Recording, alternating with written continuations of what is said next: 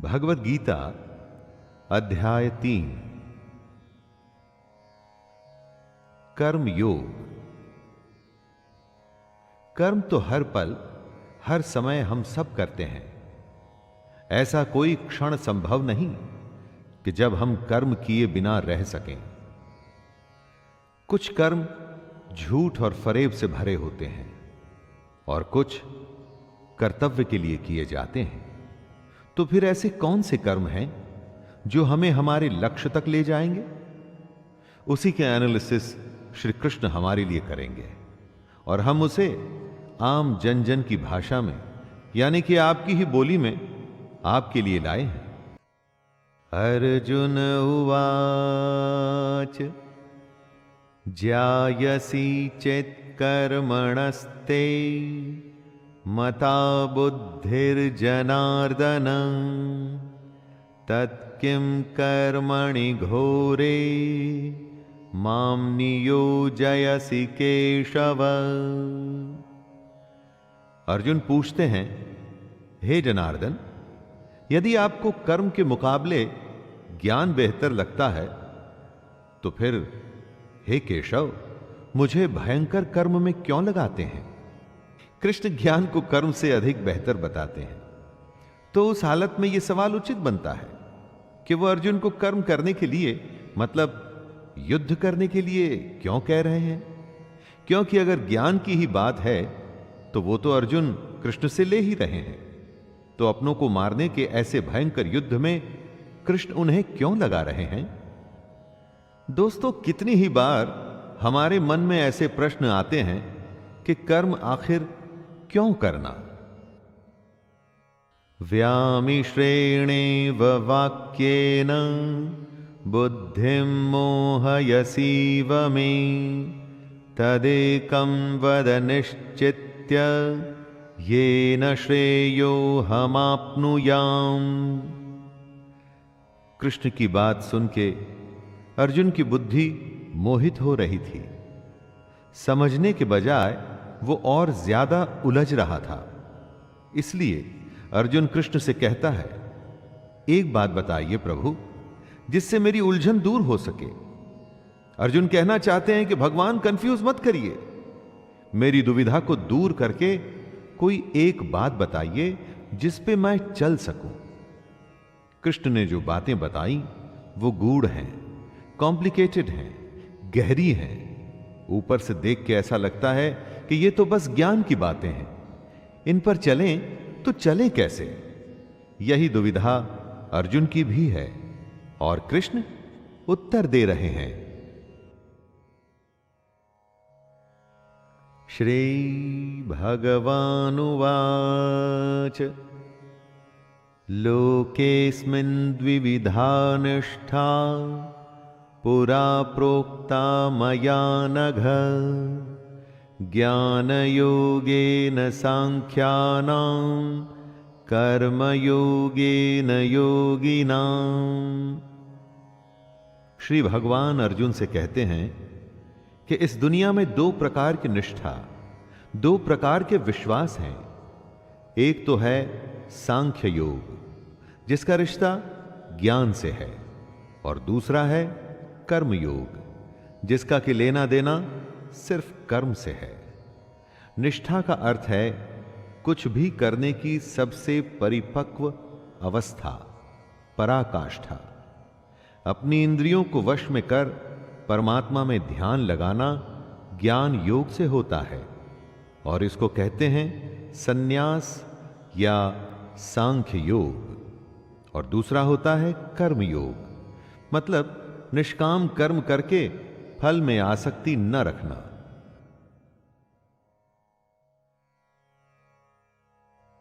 न कर्मणामनारंभान् नैष्कर्म्यं पुरुषोष्णुते न च संन्यासनादेव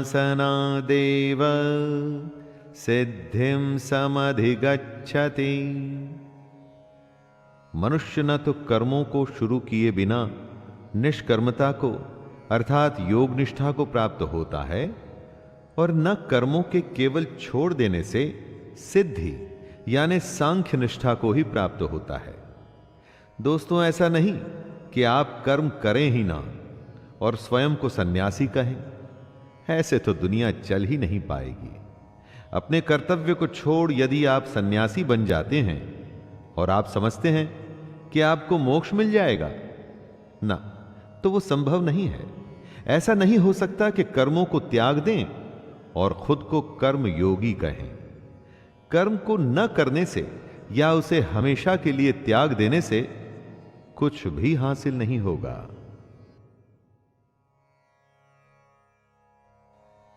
नहि कश्चित् क्षणमपि जातु तिष्ठत्य कर्म कृत् कार्यते ह्यवशः कर्म सर्वः प्रकृतिजैर्गुणैः। ऐसा हो ही नहीं सकता कि मनुष्य किसी भी काल में क्षण मात्र भी बिना कर्म किए रह जाए। हमारी दुनिया ऐसी है, हम चाहें या न चाहें कर्म तो हमें करना ही पड़ेगा। कर्म न करना भी कर्म करना ही है। जिस तरह हम इस दुनिया में आए हैं, जिस तरह से प्रकृति ने हमें, नेचर ने हमें बनाया है, उसका गुण यही है कि हम हर समय कर्म करें। प्रकृति में कभी कुछ रुकता नहीं।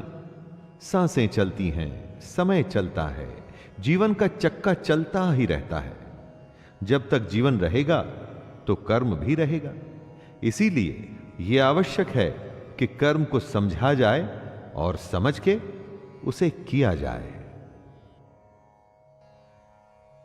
कर्मेन्द्रियाणि संयम्य य आस्ते मनसा स्मरन् इंद्रियार्थान् विमूढ़ात्मा मिथ्याचारः स उच्यते। जो सिर्फ दिखावे के लिए अपनी इंद्रियों को जबरदस्ती ऊपर से रोककर लेकिन अंदर मन से हमेशा उन्हीं के बारे में सोचता है, वह मिथ्याचारी अर्थात दंभी कहा जाता है। मतलब झूठा और घमंडी। खाना खाने से तो मना कर दिया, लेकिन हमेशा खाने और उसके स्वाद के बारे में ही सोचता रहे, तो यह कैसा उपवास हुआ? इसे व्रत नहीं माना जाएगा। कितने ही साधु सन्यासी आपको मिलेंगे जो कहते हैं कि उन्होंने दुनिया को त्याग दिया है, कर्म को त्याग दिया है, लेकिन अगर उनके मन में इस दुनिया के लिए अभी भी लालसा है, इच्छा है, तो कृष्ण उन्हें झूठा और पाखंडी बताते हैं। यस्त्विन्द्रियाणि मनसा नियम्यारभतेऽर्जुन कर्मेन्द्रियैः कर्मयोगम् असक्तः स विशिष्यते। हे अर्जुन, जो पुरुष सच्चे मन से इंद्रियों को कंट्रोल में कर उनसे बिना लगाव लगाए काम करता है, वो ही कर्मयोग का पालन करता है, वही श्रेष्ठ है। कृष्ण एक तरह से चेतावनी दे रहे हैं कि इंद्रियों को वश में तो करना ही है, परंतु साथ ही साथ मन का उन इंद्रियों से किसी भी विषय से लगाव नहीं होना चाहिए। उसे ही कर्म योग माना जाएगा। जब इंद्रियां वश में होती हैं तो आप कुछ भी करने में संभव होते हैं। किसी भी तरह की कोई बाधा, डिस्टरबेंस आपको आपके काम से रोक नहीं सकती। और अगर आप इंद्रियों के वश में हैं तो चाहे वो स्वादिष्ट खाने की महक ही क्यों ना हो, कोई रूपसी नारी ही क्यों ना हो, आसपास का शोर ही क्यों ना हो, छोटी या बड़ी हर बाधा आपको आपका काम करने से रोकेगी। नियतं कुरु कर्म त्वं कर्म ज्यायो ह्यकर्मणः शरीरयात्राणि च ते न प्रसिद्धयेद कर्मणः। हे अर्जुन, तू केवल कर्तव्य निभा, क्योंकि कर्म न करने के मुकाबले कर्म करना बेहतर है, तथा कर्म न करने से तेरा जिंदा रहना भी तो पॉसिबल नहीं। अर्थात तू शस्त्र उठा और युद्ध कर, अपना कर्म कर, क्योंकि यह कर्म न करने से कहीं अच्छा है। कहने का अर्थ है कि कर्म तो बहुत सारे हैं, लेकिन उसमें से एक चुना हुआ है। उस चुने हुए को ही निर्धारित कर्म कहते हैं। अपनी मर्जी से अगर आप कर्म चुन लेंगे तो उसे निर्धारित नहीं माना जाएगा। आपको अपना कर्तव्य समझकर अपना कर्म चुनना होगा, अथवा जो कर्म आपको मिला है उसे अपना कर्तव्य समझकर निभाना होगा। यज्ञार्था कर्मणोऽन्यत्र लोकोऽयं कर्म बन्धनः तदर्थं कर्म कौन्तेय मुक्तसंगः समाचर। इस श्लोक में कृष्ण पूरे समाज की भलाई वाले कर्म को समझा रहे हैं। यज्ञ वो होता है जिसमें सब शामिल होते हैं। कृष्ण कहते हैं, यज्ञ के लिए किए जाने वाले कर्मों से ही ये मनुष्य समुदाय कर्मों से बंधता है। इसलिए हे अर्जुन, तू इच्छाओं को छोड़कर उस यज्ञ के लिए ही भली भांति कर्तव्य कर्म कर। यज्ञ अर्थात समाज और प्रजा की भलाई के लिए किया गया निस्वार्थ काम हमको भी अपने कर्तव्यों को यज्ञ समझ ऐसे कामों में अपना योगदान देना चाहिए जिससे समाज का भला हो। अगर हम सब अपने काम को यज्ञ समझ उसे सम्मान पूर्वक करें तो सबका भला होगा। इसे ही आप निर्धारित कर्म भी मानिए।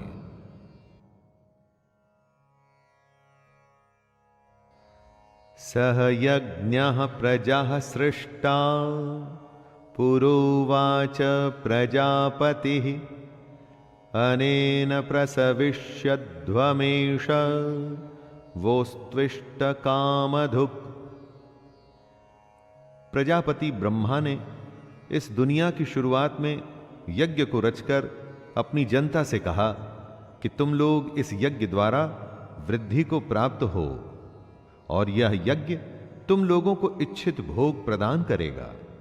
घरों में जो यज्ञ किए जाते हैं उन्हें एक धार्मिक कर्म कांड न समझकर उसकी इंपॉर्टेंस समझनी चाहिए।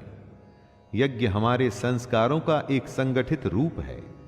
संस्कार मतलब काम करने का सबसे उत्तम तरीका। यज्ञ से हम हर विधि को, संस्कार को एकदम उचित तरीके से पूरा कर अपने कर्म को शुरू करते हैं। यज्ञ एक तरीके से हमें रास्ता दिखाता है। अगर आगे भी संस्कारों का पालन होगा तो ध्येय अर्थात गोल, हमारा एम जरूर पूरा होगा। देवान् भावयतानेन ते देवा भावयन्तु वः परस्परं भावयन्तः श्रेयः परमवाप्स्यथ। ब्रह्मा कहते हैं कि यज्ञ से सब लोगों को, देवताओं को खुश करना चाहिए और फिर वो देवता खुश होके हम सबकी भलाई करेंगे। इस प्रकार निस्वार्थ भाव से एक दूसरे को उन्नत करते हुए तुम लोग परम कल्याण को प्राप्त हो जाओगे।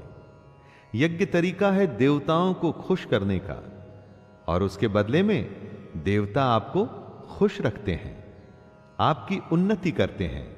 इसलिए काम शुरू करने से पहले, कुछ भी शुभ करने से पहले ईश्वर का नाम लेने का विधान है। यही ईश्वर का नाम जब सही तरीकों, सही पद्धति, सही मेथड्स के साथ किया जाता है उसे यज्ञ कहते हैं। यज्ञ को अपने और देवताओं के बीच का एक मीडियम मान लीजिए जिससे दोनों के बीच संबंध बना रहता है।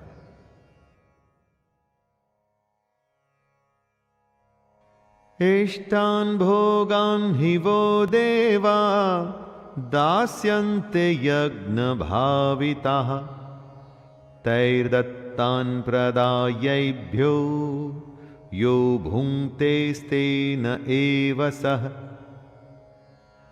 यज्ञ करके जब आप देवताओं की पूजा करते हैं तो वे आपके बिना मांगे ही आपकी सारी इच्छाओं को पूरा कर देते हैं। लेकिन जो यज्ञ नहीं करता, उस यज्ञ से देवता को प्रणाम नहीं करता, लेकिन फिर भी अपनी इच्छाओं को पूरा करना चाहता है, उन्हें चोर समझना चाहिए। कुछ देने पे कुछ मिलता है, कुछ करने से कुछ मिलता है। बिना अर्घ्य चढ़ाए, बिना पूजा किए अगर कोई चाहता है कि उसकी मनोकामना पूरी हो जाए, बिना कुछ काम किए अगर कोई सोचे कि उसका काम बन जाए, तो इसे बेईमानी या चोरी ही तो कहा जाएगा। यज्ञशिष्टाशिनः सन्तो मुच्यन्ते सर्वकिल्बिषैः भुञ्जते ते त्वघं पापा ये पंचन्त्यात्मकारणात्। यज्ञ से बचे हुए अन्न को खाने वाले श्रेष्ठ पुरुष सब पापों से मुक्त हो जाते हैं, और जो पापी लोग अपना शरीर पोषण करने के लिए ही अन्न पकाते हैं, वे तो पाप को ही खाते हैं। हम क्या सिर्फ खा के जिंदा रहने और फिर मर जाने के लिए पैदा होते हैं? ऐसे जीवन का क्या मतलब हुआ? अपने जीवन का पर्पस, उसका उद्देश्य हमें समझना चाहिए। इस ब्रह्मांड में हम क्यों हैं, क्यों हमें ईश्वर या मोक्ष को प्राप्त करना है, इन सब को समझने के लिए ही यज्ञ जैसे अनुष्ठान किए जाते हैं। जो लोग यज्ञ या ईश्वर को याद किए बिना सिर्फ अपने जिंदा रहने में ही लगे रहते हैं, उन्हें चोर समझना चाहिए। अन्नान् भवन्ति भूतानि पर्जन्यादन्न संभवः यज्ञान् भवति पर्जन्यो यज्ञः कर्म समुद्भवः कर्म ब्रह्मोद्भवं विद्धि ब्रह्माक्षर समुद्भवं तस्मात् सर्वगतं ब्रह्म नित्यं यज्ञे प्रतिष्ठितम्। अगर अन्न खत्म हो जाए तो सब खत्म हो जाएंगे। संपूर्ण प्राणी जगत, हर कोई अन्न से उत्पन्न होते हैं। अन्न की उत्पत्ति वृष्टि से होती है, यानी कि बारिश, और बारिश यज्ञ से होती है, और यज्ञ कर्मों से होते हैं, और कर्म की उत्पत्ति वेद से। हमारी संस्कृति का सारा ज्ञान वेद से ही तो आया है। कर्म क्या है, उसकी परिभाषा भी वेद से आई है, और वेद परमपिता परमात्मा से उत्पन्न हुए हैं। वेद ईश्वर से आया ज्ञान है। वेद से आगे और वेद से बड़ा कुछ भी नहीं। इससे दोस्तों ये सिद्ध होता है कि यज्ञ और ईश्वर में सीधा संबंध है। एवं प्रवर्तितं चक्रम नानुवर्तयतीह यः अघायुरिन्द्रियारामो मोघम पार्थ सजीवति। कृष्ण कह रहे हैं, हे पार्थ, जो पुरुष परंपरा से नहीं चलता, जो सृष्टि चक्र प्रकृति के नियमों का पालन नहीं करता, मतलब जो अपने कर्तव्य का पालन नहीं करता, वह इंद्रियों के द्वारा भोगों में रमण करने वाला पापायु पुरुष व्यर्थ ही जीता है। ऐसा पुरुष, ऐसा इंसान बस इंद्रियों के वश में होकर के जिंदा रहता है, जीता है और मर जाता है। उसके जीवन मृत्यु का चक्कर चलता ही रहता है, चलता ही रहता है। ऐसे इंसान के जीने और मरने का कोई मतलब नहीं। वेदों में, ग्रंथों में जो ज्ञान, जो नियम बनाए हैं, उनका मतलब है, और उस मतलब के अनुसार हमको अपना जीवन जीना चाहिए। यस्वात्मरतिरेव स्याद् आत्मतृप्तश्च मानवः आत्मन्येव च सन्तुष्टस्तस्य कार्यं न विद्यते। कृष्ण कहते हैं, जो मनुष्य आत्मा में ही रमण करने वाला और आत्मा में ही तृप्त तथा आत्मा में ही संतुष्ट हो, उसके लिए कोई कर्तव्य नहीं है। आत्मा का मतलब यहां सबसे बड़ा सच है, और जो सत्य को समझता है, सत्य में ही खुश होकर सत्य में ही रहता है, उसके लिए कोई कर्तव्य नहीं। जिसको ज्ञान प्राप्त हो चुका है, जो जीवन की सच्चाई जान चुका है, सिर्फ वो ही ऐसा है जिसके लिए कर्तव्य का कोई मतलब नहीं। लेकिन ऐसा कोई लाखों करोड़ों में ही एक होता है। बाकी हम सबके लिए कर्तव्य ही सब कुछ है। संजय उवाच नैव तस्य कृतेनार्थो न कृतेनेह कश्चन न चास्य सर्वभूतेषु कश्चिदर्थ व्यपाश्रयः।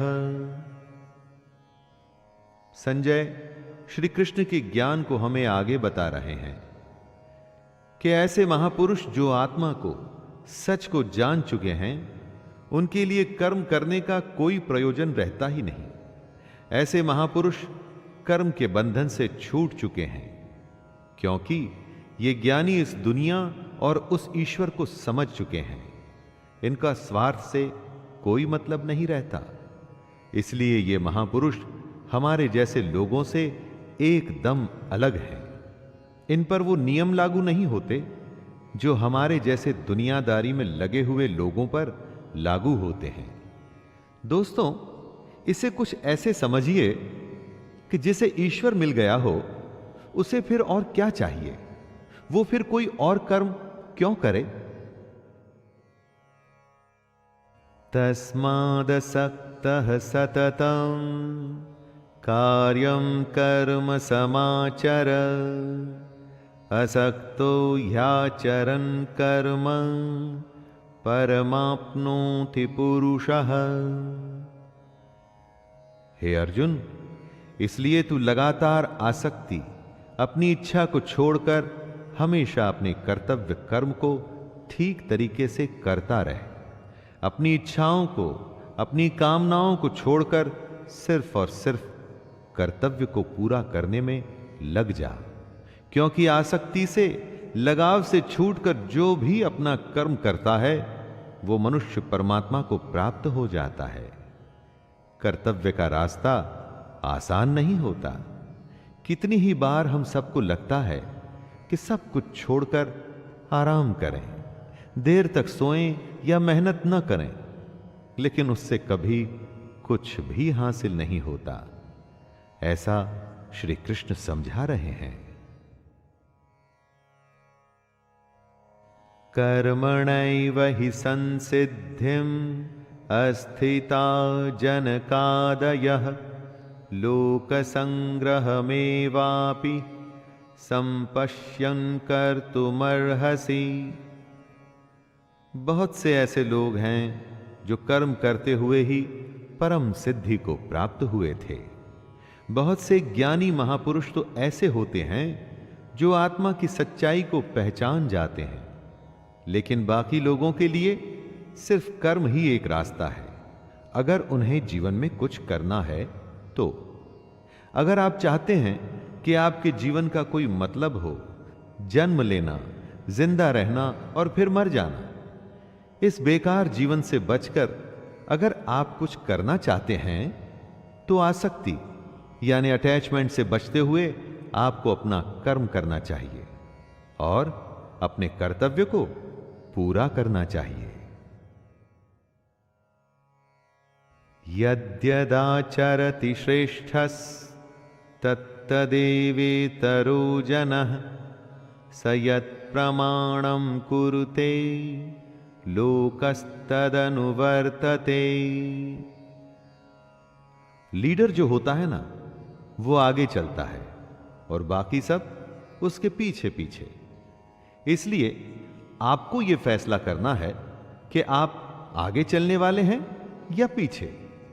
कृष्ण कहते हैं कि श्रेष्ठ पुरुष जो जो आचरण करता है, अन्य पुरुष भी वैसा वैसा ही आचरण करते हैं। वो जो कुछ प्रमाण कर देता है, समस्त मनुष्य समुदाय उसी के अनुसार बरतने लग जाता है। कहने का अर्थ है, जो हमारे आदर्श होते हैं हम उन्हीं को फॉलो करते हैं। किसी भी फील्ड को ले लीजिए, कुछ ऐसे लोग होते हैं जो उस फील्ड में सर्वश्रेष्ठ होते हैं और पूरी दुनिया उन्हीं के जैसा करने की कोशिश करती रहती है। लीडर एक होता है और फॉलोअर्स अनगिनत।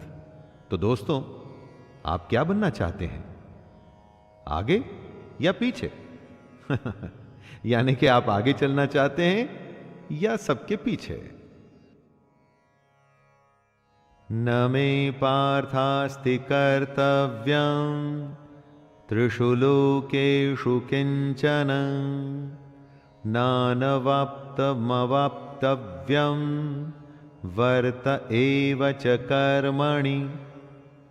कृष्ण कहते हैं, हे अर्जुन, मेरा इन 3 लोकों में कुछ भी कर्तव्य नहीं है और ना ही ऐसी कोई वस्तु है जिसे मैं प्राप्त नहीं कर सकता, तो भी मैं कर्म में ही बरतता हूं।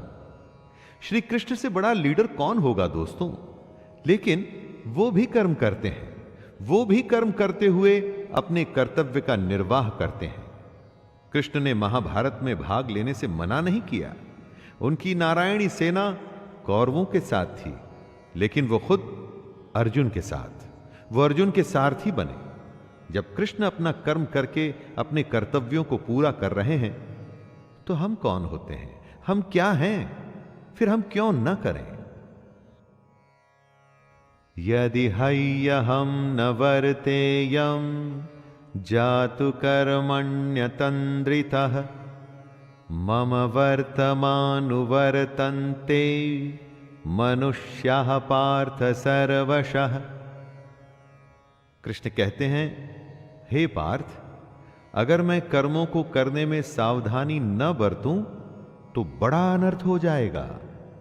हर कोई श्री कृष्ण को फॉलो करता है। अगर आपका लीडर ही कुछ नहीं करेगा, अगर भगवान ही कुछ नहीं करेंगे, तो मनुष्य तो सब कुछ करना छोड़ देंगे। जो सबसे बड़ा होता है, लीडर होता है, सर्वश्रेष्ठ होता है, सब उसके पीछे चलते हैं। अब अगर कृष्ण ये सोचते कि मैं तो भगवान हूं और मैं कर्म नहीं करूंगा, तो उन्हें किसी और को ज्ञान देने का क्या अधिकार रह जाता? ईश्वर होते हुए भी उन्होंने अपने हर कर्तव्य का पालन किया, कर्म से कभी पीछे नहीं हटे। उनके पग चिन्हों पर ही अब हमें चलना है और कोशिश करनी है सर्वश्रेष्ठ बनने की। यदि उत्सिदेयुरिमे लोका न कुर्यां कर्म चेदहं शंकरस्य च कर्तास्याम् उपहन्यामि महाप्रजाः। कृष्ण बता रहे हैं, यदि मैं कर्म न करूं तो ये सब मनुष्य नष्ट भ्रष्ट हो जाएं और मैं संकरता का करने वाला होऊंगा तथा मेरी वजह से सारी प्रजा नष्ट हो जाएगी। अगर कृष्ण कर्म नहीं करेंगे तो दोस्तों दुनिया खत्म हो जाएगी, मनुष्य नष्ट हो जाएंगे। सोचिए, ये दुनिया उन्हीं की तो लीला है, माया है, खेल है, और जिसने खेल को रचा है अगर वो ही अपना कर्म नहीं करेगा तो दुनिया में क्या बचेगा? चाहे वो ईश्वर हो या साधारण इंसान, नियम तो सब पर लागू होते हैं। अगर कर्म का नियम है तो वो कृष्ण को भी करना पड़ेगा और हमें और आपको भी। सक्तः कर्मण्य विद्वांसो यथा कुर्वन्ति भारत कुर्याद्विद्वांस तथा सक्तः चिकीर्षुर्लोक संग्रहम्। हे भारत, जिनमें समझ नहीं होती ना, वो कर्म में आसक्त होकर काम करते हैं। विद्वानों को, समझदारों को बिना लगाव के कर्म करना चाहिए। क्या यज्ञ करने से हम ज्ञानी हो जाते हैं? कर्म को सही विधि करने से क्या हम ज्ञानी हो जाते हैं? नहीं, कर्म करना है लेकिन उससे आसक्ति, अटैचमेंट नहीं रखनी, और ऐसा करना आसान नहीं है। अगर कोई ऐसा ज्ञानी है जिसका कि कर्मों से कोई लेना देना नहीं, जैसे कि साधु, सन्यासी, जिनकी कर्म में आसक्ति नहीं, तो ऐसे लोगों को समाज सेवा में लग जाना चाहिए। यह उनके लिए कहा गया है जिन्हें लगता है कि दुनिया छोड़ सन्यासी बनने से उन्हें भगवान या सत्य की प्राप्ति हो जाएगी। न बुद्धि भेदम जनयेद ज्ञानां कर्म संगिनां जोषयेत् सर्वकर्माणि विद्वान् युक्तः समाचरन्। जो ज्ञानी हैं, जिन्हें ईश्वर की सच्चाई मालूम हो चुकी है, उनकी यह जिम्मेदारी बन जाती है कि उनके काम करने के तरीके से कहीं किसी और के मन में कर्म के प्रति अश्रद्धा, अपमान सब पैदा ना हो जाए। आप किसी ज्ञानी को देख ये सोच सकते हैं कि वो कुछ करते ही नहीं, तो मैं भी ना करूं। इसलिए ये उन ज्ञानियों, महापुरुषों के लिए जरूरी है कि वो ऐसा उदाहरण सामने रखें जिससे हर कोई अपना कर्म, अपना कर्तव्य करने के लिए प्रेरित हो। दोस्तों, साधु को देख अगर सब अपना परिवार छोड़कर दुनिया छोड़ने लगे तो दुनिया चल नहीं पाएगी। प्रकृतेः क्रियमाणानि गुणैः कर्माणि सर्वशः अहंकार विमूढ़ात्मा कर्ताहमिति मन्यते। हर इंसान की एक प्रकृति होती है, एक नेचर होता है। अपनी उस प्रकृति के अनुसार ही वो कर्म करता है। हर कर्म उस प्रकृति के गुण के हिसाब से ही होता है। जिसके अंदर घमंड भरा होता है वो ये सोचता है कि मैं करता हूं, मतलब कि करने वाला वो है। ऐसा सोचने वाले को अज्ञानी कहा गया है।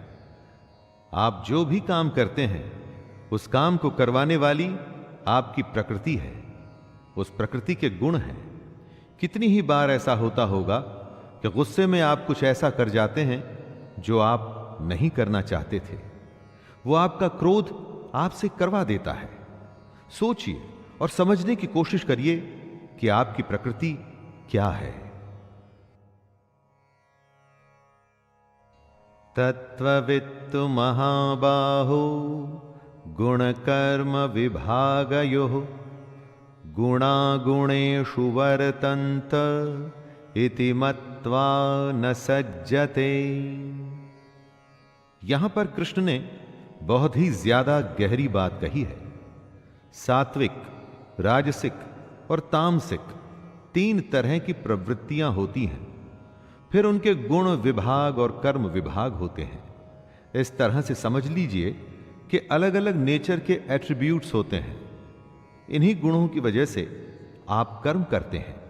जैसे अगर तामसिक गुण रहेगा तो आप आलस या नींद या इसी तरह के बुरे कर्म करेंगे। राजसी गुण वाला बात बात पर शौर्य, बहादुरी दिखाने की कोशिश करेगा। जो ज्ञानी होते हैं वो जानते हैं कि यही गुण उनसे कर्म करवा रहे हैं, और जो ज्ञानी नहीं होते, हम जैसे ज्यादातर लोग, वो समझते हैं सब कुछ वो ही कर रहे हैं। प्रकृतेर्गुण सम्मूढ़ाः सज्जन्ते गुण कर्मसु तान् कृत्स्न विदो मंदान् कृत्स्न विन्न विचालयेत्। कर्म में लगे हुए ज्ञानियों को यह जानना चाहिए कि गुण ही उनसे कर्म करवाते हैं, वो खुद कुछ भी नहीं करते। और जब ज्ञानी इस बात को समझ लें तो यह उनकी जिम्मेदारी होती है कि वो अज्ञानियों को समझाए कि कर्म ही उनका धर्म है।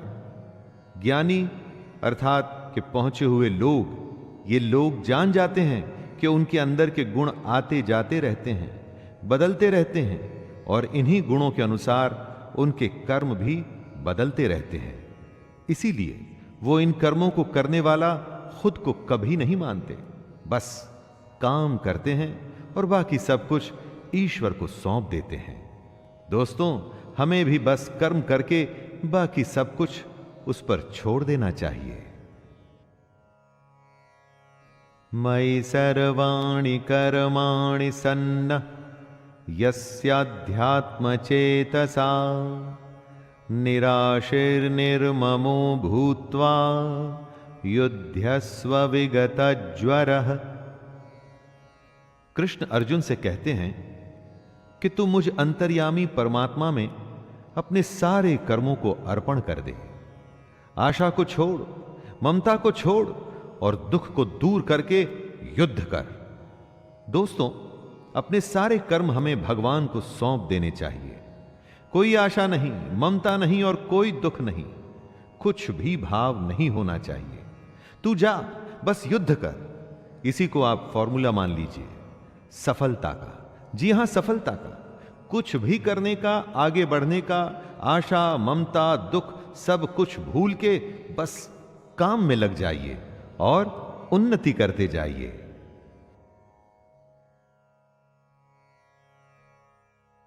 ये मे मतामिदं नित्यम् अनुतिष्ठन्ति मानवः श्रद्धावन्तो न सूयन्तो मुच्यन्ते तेति कर्मभिः। जीवन का मकसद है मोक्ष प्राप्त करना, जीने मरने के चक्कर से बचना। निष्काम कर्म का अगला कदम वही होता है। इसी के बारे में कृष्ण कहते हैं कि जो कोई मनुष्य दोष दृष्टि से रहित और श्रद्धा युक्त होकर मेरे इस मत का सदा अनुसरण करेगा, वो सारे कर्मों से छूट जाएगा। जो भी कोई सुख, दुख और मोह को छोड़कर बस अपने कर्म को सिर्फ मुझे अर्पण करता है और कर्म को सच्चे मन से करता है, वो कर्म के सारे बंधन से छूट जाता है। और कर्म के बंधन से छूटने का अर्थ है जन्म मृत्यु के चक्कर से बचना। ये त्वेतदभ्यसूयन्तो नानुतिष्ठन्ति मे मतम् सर्वज्ञान विमूढ़ांस्तान् विद्धि नष्टान चेतसः। कृष्ण कहते हैं कि कई लोग घमंड करके खुद को बहुत बड़ा समझते हैं। उन्हें लगता है कि वही करते हैं, सब कुछ वही करते हैं। उन्हें नहीं लगता कि उन्हें अपना कर्म श्री कृष्ण को, ईश्वर को अर्पण करना चाहिए। ऐसे लोग अपने झूठे ज्ञान में ही मस्त रहते हैं। कृष्ण उन्हें मूर्ख बताते हुए उनसे दूर रहने की सलाह दे रहे हैं। आपको अपने चारों तरफ कई सारे घमंडी दिख जाएंगे दोस्तों, जिन्हें लगता है कि वो कुछ गलत नहीं कर रहे। अपने धन और अपने ज्ञान के अहंकार में किसी की बात तक सुनने को तैयार नहीं होते। मैं आपसे यह कहूंगा कि ऐसे लोगों को मूर्ख समझकर आप उनसे दूर ही रहें। सदृशं चेष्टते स्वस्याः प्रकृतिर्ज्ञानवानपि प्रकृतिं यान्ति भूतानि निग्रह किम करिष्यति। सभी प्राणी प्रकृति को प्राप्त होते हैं, अर्थात अपने स्वभाव से मजबूर होकर कर्म करते हैं। ज्ञानवान भी अपनी प्रकृति के अनुसार कोशिश करता है, फिर इसमें किसी का हठ क्या करेगा। कृष्ण ये समझा रहे हैं कि हर प्राणी का अपना एक स्वभाव होता है, नेचर होता है, एटीट्यूड होता है। सब उसी के चलते काम करते हैं। जो ज्ञानी हैं, सब कुछ जानते हैं, उनसे भी उनका काम उनकी प्रवृत्ति ही करवाती है। इसमें किसी की हठ, जिद कुछ भी नहीं कर पाएगी। अगर आप कोशिश करेंगे कि किसी से उसके नेचर के अगेंस्ट काम करवा लें, तो आप अपना सिर्फ टाइम वेस्ट कर रहे हैं। इंद्रियस्येन्द्रियस्यार्थे रागद्वेषौ व्यवस्थितौ तयोर्नवशमागच्छेत्तौ यस्य परिपन्थिनौ। इंद्रियों में ही प्यार और इंद्रियों में ही क्रोध या द्वेष छुपा है। मनुष्य को उन दोनों के वश में नहीं होना चाहिए, क्योंकि वे दोनों ही इसके कल्याण मार्ग में विघ्न करने वाले महान शत्रु हैं। अर्थात इंद्रियों में ही हर तरह का भाव छुपा है, अच्छा भाव भी और बुरा भाव भी। अच्छे और बुरे दोनों ही भावों में हमें नहीं फंसना चाहिए, क्योंकि इसी फंसने से ही हमारे मोह की शुरुआत होती है और फिर इन इंद्रियों के चक्कर में हम फंसते हुए चले जाते हैं और कभी भी निकल नहीं पाते। काम, क्रोध, मद, लोभ और मोह को हमें अपना शत्रु मानना चाहिए। श्रेयान् स्वधर्मो विगुणः परधर्मात् स्वनुष्ठितात् स्वधर्मे निधनं श्रेयः परधर्मो भयावह। कृष्ण कहते हैं, अच्छी प्रकार आचरण में लाए हुए दूसरों के धर्म से गुण रहित भी अपना धर्म अति उत्तम है। अपने धर्म में तो मरना भी कल्याणकारक है और दूसरे का धर्म भय को देने वाला है। हर किसी को अपना कर्तव्य, अपना कर्म और अपना धर्म ही करना चाहिए। कृष्ण कहते हैं कि अगर अपने धर्म के लिए मरना भी पड़े तो भी अच्छा है, लेकिन कभी किसी दूसरे के धर्म को स्वीकार नहीं करना चाहिए। कोई बेहद कमजोर, जिसे खुद पर विश्वास न हो, दूसरे के धर्म को अपनाता है। जिसमें थोड़ा सा भी आत्मसम्मान होता है ना, वो कभी दूसरे के धर्म को नहीं अपनाता। अर्जुन उवाच अथ केन प्रयुक्तोऽयं पापं चरति पुरुषः अनिच्छन्नपि वार्ष्णेय बलादिव नियोजितः। अर्जुन कहते हैं, हे कृष्ण, तो फिर ये मनुष्य खुद न चाहते हुए भी जबरदस्ती किस बात से प्रेरित होकर पाप का काम करता है? अर्जुन यहां पर बड़ा वैलिड सवाल करते हैं दोस्तों। क्यों मनुष्य कृष्ण के कहे अनुसार नहीं चल पाता? क्यों वो पाप के रास्ते पर चलता है? ऐसा क्या हो जाता है लोगों के साथ कि वो सही रास्ते पे नहीं चल पाते, गलत रास्ते पर क्यों चलने लगते हैं? चाहे वो इस बात को जानते हो या न जानते हो, वो क्या चीज है जो उन्हें विवश करती है? पाप के लिए उनकी बुद्धि, उनके मन, उनके गुण किस बात को दोष दें? श्री भगवानुवाच कामैष क्रोधैष रजोगुण समुद्भवः महाशनो महापाप्मा विद्धयेन मिह वैरिणम्। श्री भगवान कहते हैं, रजोगुण से उत्पन्न होता है काम, और काम में से निकलता है क्रोध अर्थात गुस्सा। काम या क्रोध कभी रुकता नहीं अर्जुन, बस बढ़ता ही रहता है। इसको अपना सबसे बड़ा शत्रु मानना चाहिए। दोस्तों, श्री कृष्ण बताते हैं कि आखिर पापी पाप किस कारण करता है, किसी के पाप करने की वजह क्या होती है? वजह है रजोगुण। इसी की वजह से काम, क्रोध या राग, द्वेष जैसे भाव पैदा होते हैं, जो कि पाप की वजह होते हैं। इन्हीं द्वेषों को श्री कृष्ण शत्रु बताते हैं। इन भावों के मन में आते ही आपको समझ जाना चाहिए कि आप पर शत्रु हावी हो रहा है और आपको उसे रोकने की जरूरत है। धूमेनाव्रियते वह्निर्यथादर्शो मलेन च यथोब्लेनावृतो गर्भस्तथा तेनेदमावृतम्। जिस प्रकार धुएं से आग और धूल से दर्पण ढका जाता है, तथा जिस तरह से जेर मतलब एमनियन से गर्भ ढका रहता है, वैसे ही उस काम द्वारा हमारा ये ज्ञान ढका रहता है। राख जलती रहती है और उसके धुएं में आग छुपी रहती है। शीशे पर अगर धूल हो तो चेहरा साफ नहीं दिखता। उसी तरह से जब ये काम, क्रोध जैसे विकार, ये जो कमियां हैं, हमारे अंदर में मौजूद ज्ञान को छुपा के रखती हैं। सब कुछ हमारे अंदर है, बाहर कुछ भी नहीं। ये ऐब, कमियां हमारे अंदर रहकर असली ज्ञान को छुपाकर एक तरह से हमें विवश कर देती हैं और हमें पाप करने के लिए उत्साहित करती हैं। इसलिए श्री कृष्ण इन्हें शत्रु बताते हैं। आवृतम ज्ञानमेतेन ज्ञानिनो नित्यवैरिणा कामरूपेण कौन्तेय दुष्पूरेणानलेन च।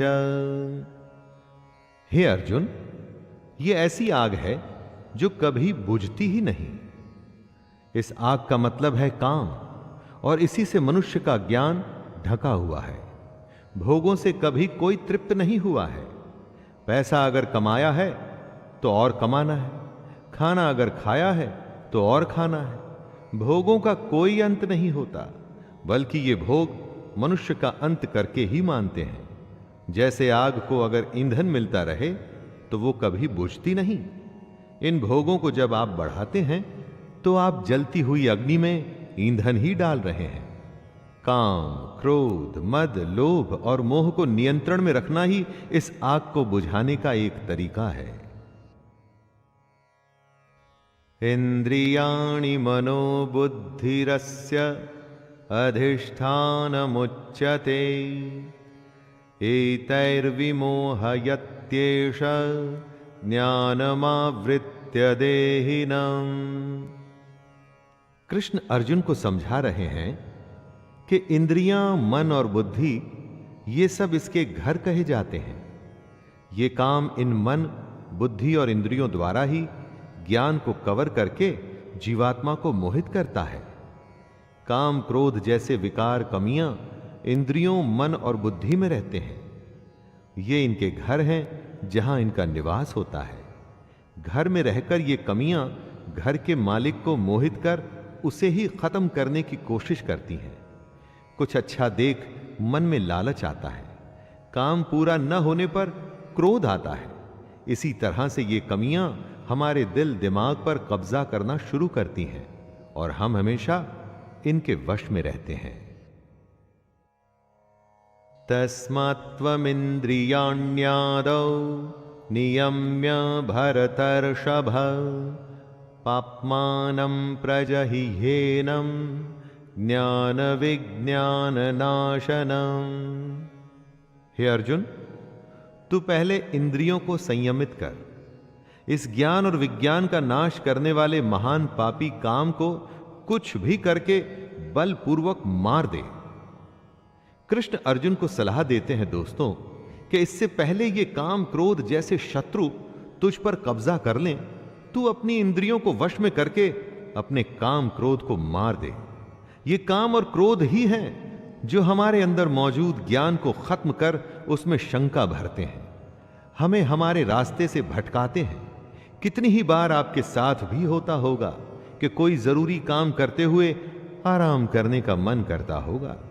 बस यही वो समय होता है दोस्तों जब आपको अपनी इंद्रियों को वश में करना होता है। इंद्रियाणि पराण्याहुर इंद्रियेभ्यः परम मनः मनसस्तु परा बुद्धिर् यो बुद्धिः परतस्तु सः। इंद्रियों को स्थूल शरीर से बेहतर, बलवान और सूक्ष्म यानी कि सटल कहते हैं। इन इंद्रियों से बेहतर मन है, मन से भी बेहतर बुद्धि है, और जो बुद्धि से भी बड़ा है वो आत्मा है। कृष्ण कहते हैं कि हमारे शरीर से श्रेष्ठ हमारी इंद्रियां हैं। सही बात है, किसी भी शरीर को उसकी इंद्रियां पल भर में वश कर लेती हैं, लेकिन इंद्रियों से बड़ा मन है।